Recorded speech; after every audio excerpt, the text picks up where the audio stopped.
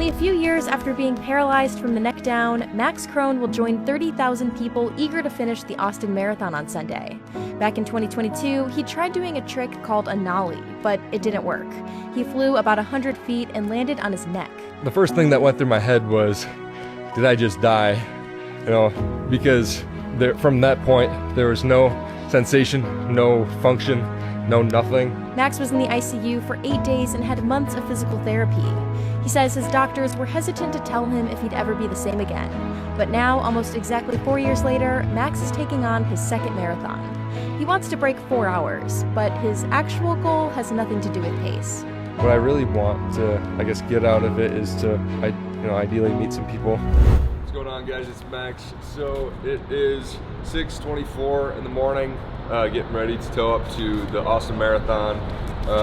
As you guys know, I was paralyzed from the neck down 4 years ago from yesterday, so this race is going to mean a lot. I did the Madison Marathon in late 2024, but this one I'm going for time. So yeah, I'm stoked. Got my electrolytes, got my breakfast, and yeah, ready to rock.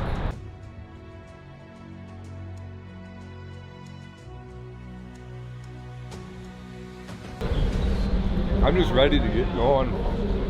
Excited. Want to put up a pretty big PR, and I think I'm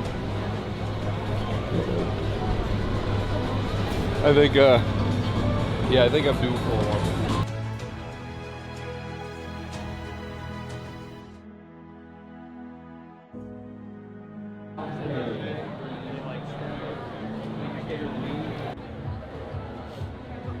Getting lost.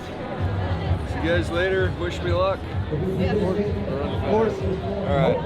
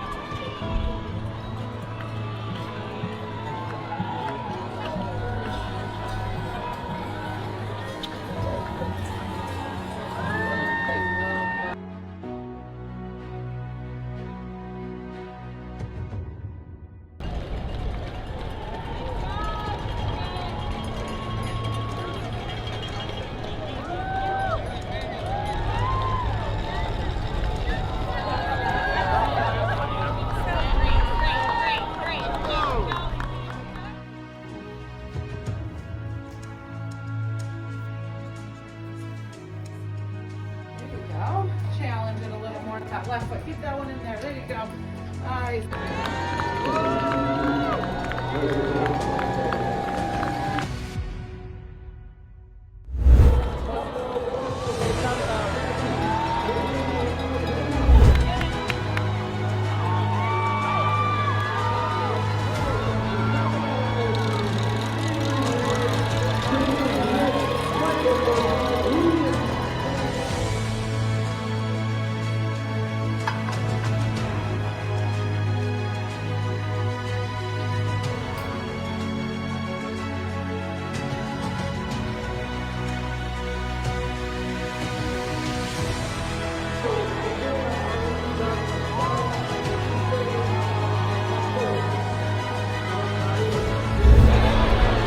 Oh, it feels good.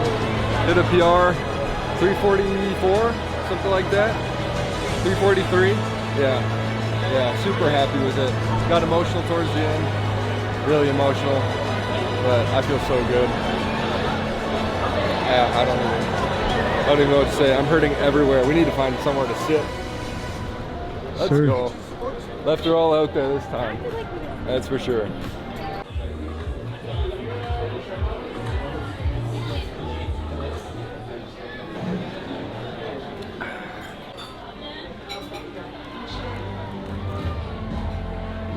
How was that?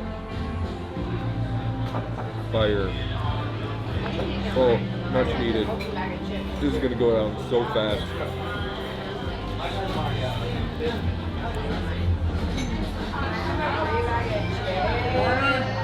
I'm feeling good, but oh my gosh, I need an ice bath. I need an ice bath. My legs are destroyed. But no, it was a great event.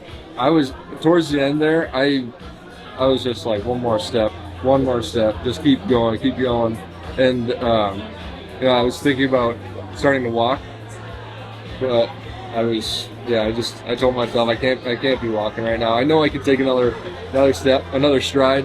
So I just kept going. It was brutal, and I left it all out there for sure.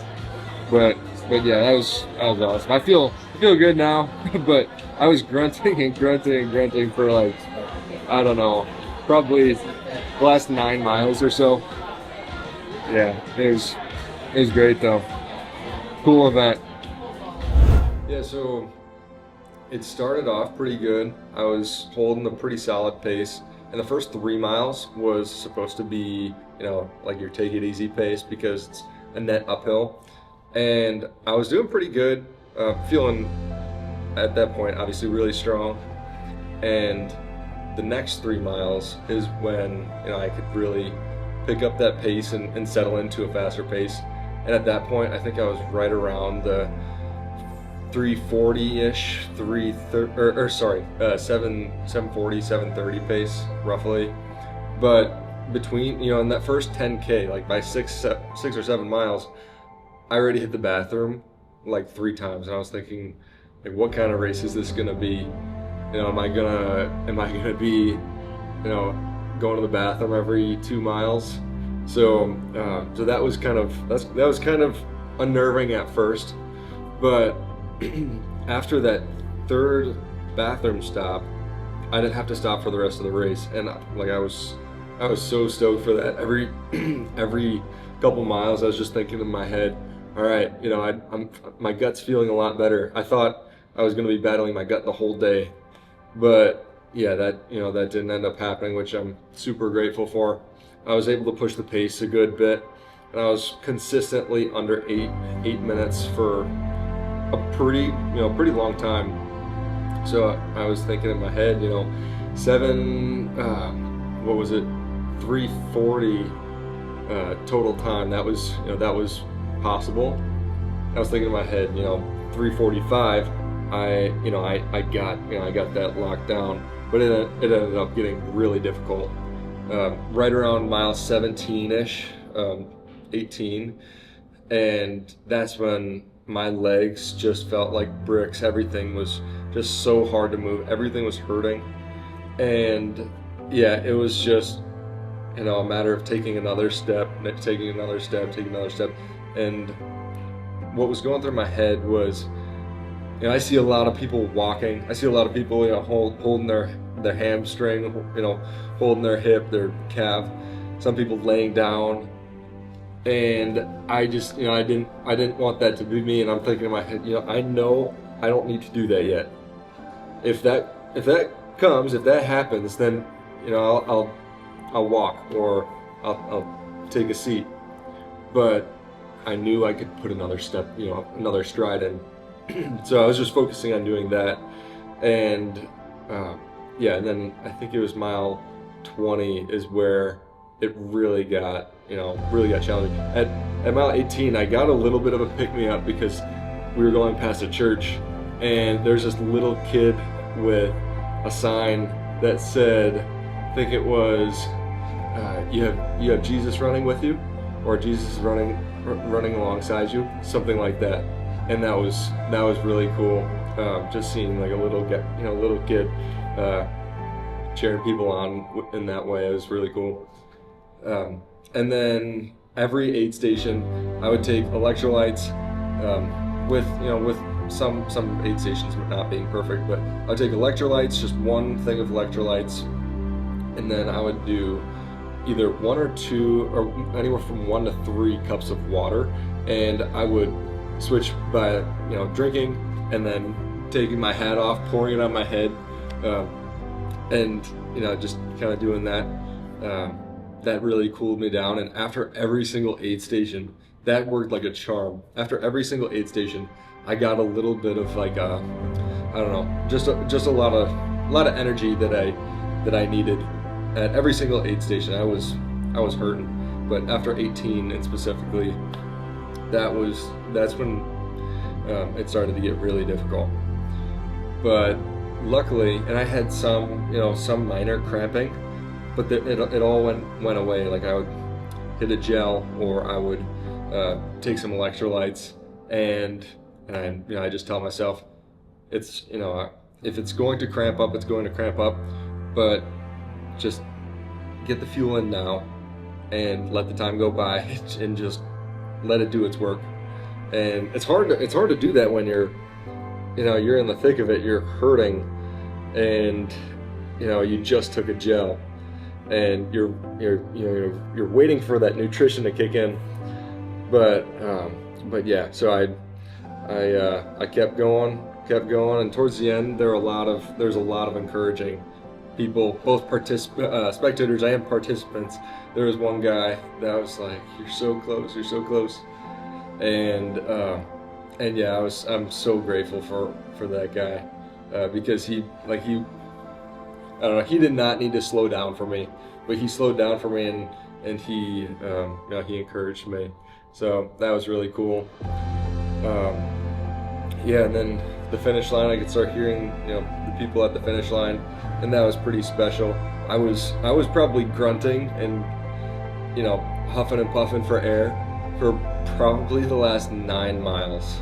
I thought my muscular endurance was going to be the issue, but it was my fitness for sure. But yeah, I was like, I've held the 175 heart rate for the last 3 hours. What's another 45 minutes?